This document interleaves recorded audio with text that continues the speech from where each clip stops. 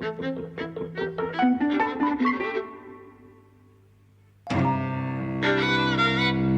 and welcome to Eavesdropping at the Movies. I'm Mike. And I'm Jose. And we've seen Maleficent, Mistress of Evil, the Yes. sequel to Maleficent, which came out in 2014, which you really liked at the time. I loved it, yes. I didn't see it until a couple of weeks ago when we were going to go see this. And what did you think? Well, funny thing is, I remember having quite a good time watching it. I think Angelina Jolie is an amazing presence. She's the great star of the last 20 years. The great female star of the last 20 years, in my view. But then, funnily enough, thinking about it before this film started, I was trying to think, what did I remember about it, having only watched it in the last fortnight, and not very much, frankly. It didn't stick in the memory. I loved it. I loved that it created kind of a really a female-centered world, yeah, and that it changed the story in those ways. I thought she was an original presence, really, and I thought the film was rather magical. All that this one isn't, by the way, right?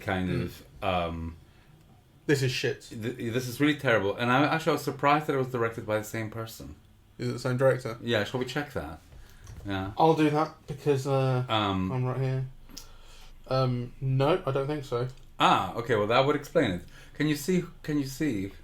I'm on my way. The director of the first was Robert Stromberg, who has done a lot in special effects. Actually, Maleficent was his first film as a director. He's done a lot of special effects and art direction. This film is directed by Joachim Running. Apologies for the pronunciation. He's Norwegian. And what has he done before? He has done Max Manus, Man of War, Kon-Tiki. He did. Okay, I don't know that. 2012. Marco Polo. These are co-directions. Pirates of the Caribbean, Dead Men Tell No Tales. And on his own, this is the first feature that he's directed on his own. Okay, I think it's very poorly directed. Yeah, so do I. I mean, there was one scene I found interesting in it, actually, throughout. Only one. Only one, really. Which was the scene towards the start where Maleficent is invited to dinner. Yes. So the story is that she's raised this girl that you see in the first film, and the girl is now going to get married to the prince, and the kingdoms are sort of at war. No one likes Maleficent. They invite her to dinner, and it's set up as this promise of like it's going to kick off, and there's going to be words exchange and this sort of thing. And I thought this is going to be, there's so much potential here for high drama, really declarative sort of wonderful histrionics, and actually nothing. Yeah. It was really dull. They tried to. I mean, basically in the scene, the women are bitches. Michelle Pfeiffer and Angelina Jolie, and the guys are these drips who are trying to get laughs out of going, they were trying to sort of not be involved. Okay, well, I want to say a few things out of what you just mentioned, really. So, the opening sequence was an example of how badly directed it is. You can barely see anything. The color grading is all off, and you don't know what's happening or why it's happening or. Yeah, and actually the plot point that it serves for later on could have been done much better, much more excitingly. It's a complete, dud of a way to start a film. Everything that's shot at night is badly shot and graded, as you say. So here's a film that has an absolutely amazing cast. Almost all of them being wonderful, actually. I mean, I do think Michelle Pfeiffer is great, right? I think Angelina Jolie is great.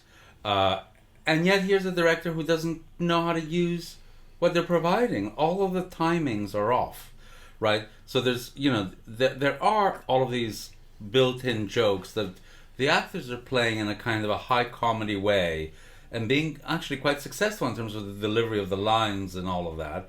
But actually, just the tone is off. The timings of the whole film are off. So actually, you can see what the intention is. You can see the actors doing a good job of it, and it still doesn't work, right? It feels like completely slack throughout. Yeah, it's a completely stale film in terms of tone and and the level of excitement and that sort of thing.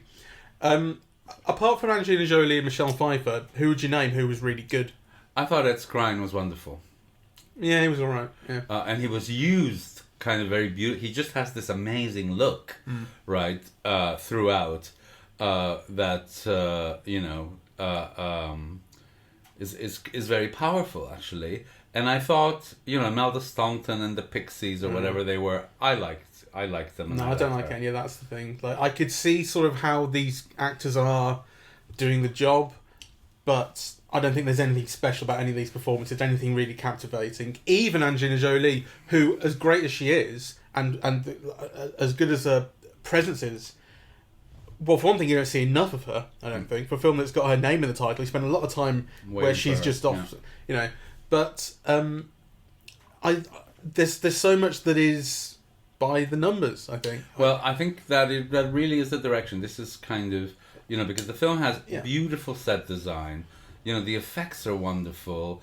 It's almost like a film that has it all, except the director is terrible. So, when the camera's moving into the towns or whatever, you don't see the point. You always feel that a better director would have brought in more sweep into what you're being shown, or, kind of had more resonance or more poetry, or just had a greater effect with all of that, because all the raw elements are there, right? But it's just somehow he can't pull them together, really. But I also think it's got a very bad script, which, and that's one of those elements that it doesn't have. I think it's a stupid script that's not very interesting. It doesn't make any of its characters interesting enough. I think it's one of those films, it's one of those by-the-numbers films which almost tries to be too politically correct. It's a we are the world film. Right? That's what the film is about. Yeah, it's about kind of reconciling differences, and, we are all one, and, kind of we love diversity, and, blah, blah.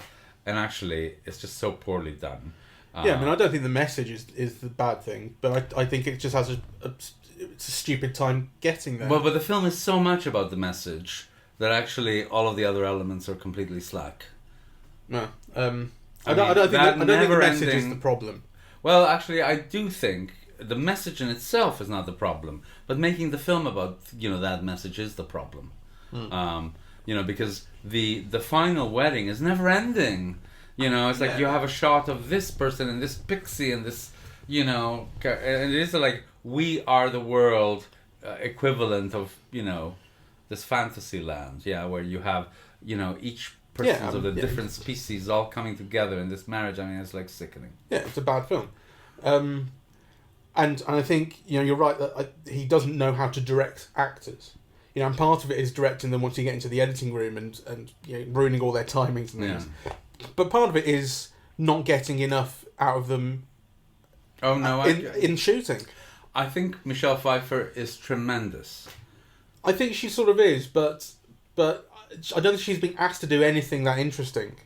It's a very sort of, it's a performance that you could guess every moment. You know what I mean? She does very interesting things, and she suggests things that are not in the lines, and I think she's wonderful.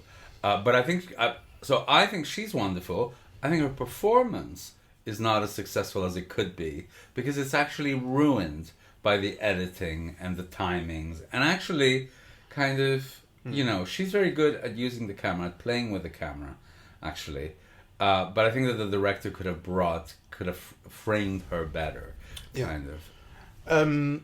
I had a problem with the curse thing, so this is sort of minor spoiler territory, but it's not a very good film, so I don't care. Because the thing in the first film was Maleficent is furious about the guy that she loved and blah blah blah, and she puts the curse on the kid that says, before his 16th birthday she's going to prick herself on the needle of a spinning wheel and she'll fall into a deep sleep, and only love's true kiss can free her. And then she ends the curse in that film, as I recall it. And then in this film, it sort of comes back. And the idea here is that the curse is on the spinning wheel, not on the kid. Right? So this spinning wheel still exists. And because the thing in the first film was, it wasn't a specific spinning wheel, it was just any old spinning wheel. She's going to prick herself on one day. Yeah? In this, there is a spinning wheel that apparently is now the curse spinning wheel. And this is not explained at all. It's just something that you have to buy, I guess. Because then Michelle Pfeiffer's character is able to use this particular needle to stab her husband, send him into a sleep, take control of the kingdom, all this sort of thing. And the whole time I'm going, but okay, so obviously, it's fantasy, they can do what they want, but you do have to explain things in the logic of the world. And it just makes this quite dramatic change to what you knew about the way the Maleficent story was. I saw that film so long ago, it didn't even bother me. I didn't notice it, so I didn't care. It's one of the classic things. The whole thing is the curse is on the kid. You curse people, not instruments of making clothes. I think it was stupid. And, you know, obviously the thing it allows Michelle Pfeiffer to do, you know, in putting this curse on the king and pretending it was Maleficent, is kind of interesting. But they go about it in a stupid way, and the whole time I'm going, I don't like. It's like you're expecting me to be as stupid as you, or just let it go. It's kind of low effort. You know, I mean, low effort is putting it mildly. The whole film is kind of low effort. Well, I mean, I don't think it's low effort. I think it's low skill, because you see the effort everywhere. I mean, you know, the design, the effects, you know, the stars, you know, I mean, you see effort everywhere. What you don't see is skill, actually. And one of the things that I think exemplifies this for me is how Sam Riley is used. You know, because in the original one, he was like this really, you know, off-center presence, right? He had a kind of a sharpness and a wit and so on. Here, he's filmed so badly, for one. I mean, you know, he looks like he's eaten too much and done drugs, you know, every night before he's filmed, right? He just looks terrible. He's given nothing to do. You know, he's given some jokes, but actually that are very poor jokes and that don't land, right? So it's kind of, you know, why have a great actor like that if you're going to underwrite the role that way and then take such little care in filming him, right? And actually that presence that he has, you know, stuff that he showed in Control and Brighton Rock, he's got kind of a look that's almost handsome, but also kind of has a criminal element, or kind of he's got this very interesting look. It's not used at all, and kind of, you know, what he can bring to make that role interesting. He is, after all, Maleficent's crow, is somehow completely dissipated in this film. So I mean, I suppose in that sense, kind of, you know, there's a lack of intelligence, kind of, in terms of how he's deployed. Kind of, the director is unaware of what he brought to the last role, to the last performance of this role, you know, and how it could be made better. It's actually kind of like just a pale, careless copy of, you know, what was in the first film. Yeah, that is most of the film. Yes. You know, apart from the fact that they then bring in this war, which wasn't sort of really. So, you know, because the first one was this kind of sort of interpersonal drama, you know, about Maleficent's past and who she was and stuff, and this becomes this war for control of the kingdom, and not for control of the kingdom, but for the kind of the magic folk sort of right to live, I suppose, and control of the kingdom. Yeah, I mean, you know, Michelle Pfeiffer. Certainly for Michelle Pfeiffer, yeah. is. So and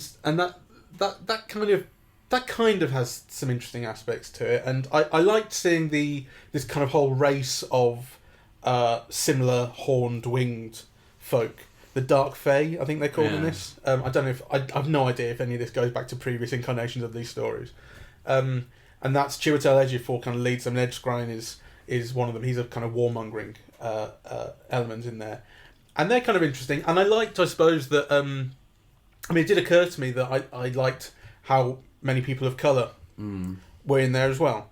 And I suppose you could put that down to more of it, you know, all political correctness. But I think it was a good thing, and I like seeing them. The only problem was that then they film everything in the dark, and they have no idea how to light even light-skinned people, and dark-skinned people are harder to see in the dark, and they make no effort.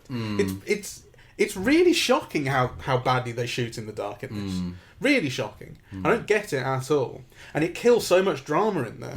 Because you do have these kind of elements, as you say, in the set design and in the kind of world design of these places where you can go to bring this kind of high drama out, and this melodrama or whatever. But they kill all of it with the visual lack of skill. Yeah. I mean, I think what's good about the film is that, again, it's so female-centric. You know, the central conflicts are really between kind of Michelle Pfeiffer and Maleficent and Ellie Fanning. I don't know. But, you know, the problem is that they make it so dull and so uninteresting, and that kind of, you know, the melodramatic aspects of it don't resonate enough. They're not heartfelt enough. No. So actually, it lacks both the tension of an action film, and it also lacks the emotional resonance of a melodrama.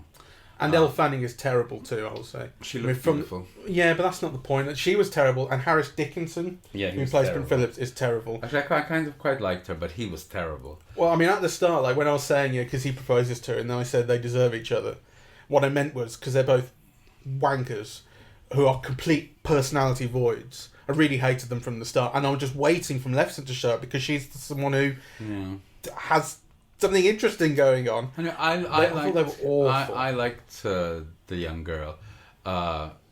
He was terrible and actually kind of ill at ease. I mean, he's meant to be a Prince Charming. The role is nothing of a role, but also he just seems physically uncomfortable wearing those tights. The thing about him supposed to be a Prince Charming is not exactly. I mean, it's from the start in this, and in the proposal scene, he set up this proposal to kind of lure the girl out the forest and get into a nice secluded area so he can propose. But then you've got the three fairies sort of watching, going, he's going to choke, he's going to choke. Like, the idea is that he's not exactly a Prince Charming. He is kind of weak and effete. And that's also what you get in that dinner scene, where it's the women who are having this confrontation, and the guys are there trying to not be involved, and trying to just sort of escape almost. It's rewriting it, but it's doing it very poorly, because the roles are so poor, they should have cast more charismatic and indeed more handsome men in those very weak parts. At least kind of allow them to bring something to the role, because this way kind of they not only don't bring anything, and that was for the king as well. But actually they detract. Yeah, kind of. It's just so stupid. Anything good to say about it? No. Well, I mean, the good things are what I said at the beginning. I think it has great actors, and I think they are very good. The set design is fantastic. The effects are fantastic. It's just kind of the job of directing and pulling it all together is very, very poor. And it is very poorly written. And some of the scenes, actually, you just can't believe how dumb they are. There was one thing that I noticed that I thought was kind of interesting, that was something the film was clearly trying to do, which is this idea of sacrifice. 4 times you see people literally stand in the way of attacks from other people and end their lives for others. So you've got Chiwetel Ejiofor does it, protects Maleficent from the volley of bullets. The Blue Fairy does it when she goes into the organ and stops the woman from shooting iron at them. There's a couple of other times, and then also Maleficent does it right at the end when she protects the girl. But actually, even that I thought was stupid, because you need to be given information. What has happened to Maleficent that she can now be dissolved by that power and then bring herself back to life again. You don't know why. Why does she have that power all of a sudden? There is an element of kind of making things up as they go along. Like, clearly she can be affected by that iron sort of concoction they make that can kill things, because other members of her race can be killed by them too. And the thing about coming back to life is, I suppose you saw her regenerate her wings, didn't you, in the first film? So maybe there's an inkling of that. And isn't that sort of dinosaur creature that Chiwetel Ejiofor shows is supposed to be a phoenix of some sort? I can't remember. Well, but he said, like, basically, you are her, you have her blood in you, and that, I suppose, is meant to make you not be that surprised when she comes back to life. Well, I didn't get it. I mean, I knew that it's low effort. I mean, I'm meeting the film more than halfway, I think. Well, I mean, I would have liked, to have known, what her limitations and what her powers really are. So actually, the film builds a set of tensions around what kind of danger she's in. But that felt like a cheat. That, you felt she sacrificed herself for her daughter, and then actually out of nowhere she kind of comes back to life, right? So that it takes, that it's the form of a phoenix or whatever, kind of indicates that connection, but actually it doesn't justify how she got that power, or where that power comes from, or No, I agree. It doesn't put in the work in establishing what the rules are about what when we learn new things about this character. I mean, I think the thing about Maleficent is you're not supposed to have known. I don't think she's supposed to have like other people like her. So she discovers that she is like other people now. She's like a whole other race, and I guess that leads to some sort of it's supposed to lead to some discovery about who she is and thing. But it doesn't. Yeah, you're speculating. I mean, the film doesn't really show it. Yeah. So the thing about the iron sort of dust that they make to kill the creatures. It's just like it's just something the film can come up with and say, and now this is a biological weapon. The thing is, it could have been made so much more interesting by giving the audience more information, and that could have easily been done without taking anything away from the film. So, poor writing and poor directing kind of ruin everything in this film. Yeah. Thank you very much for listening. We're Eavesdropping at the Movies, and we are on SoundCloud, iTunes, Spotify, and something else to listen to, YouTube. And social media is Facebook and Twitter, and the website is eavesdroppingatthemovies.com. And we're going to go and see The Irishman now, to get that out of systems. Maybe. All right, thank you very much for listening. Bye-bye.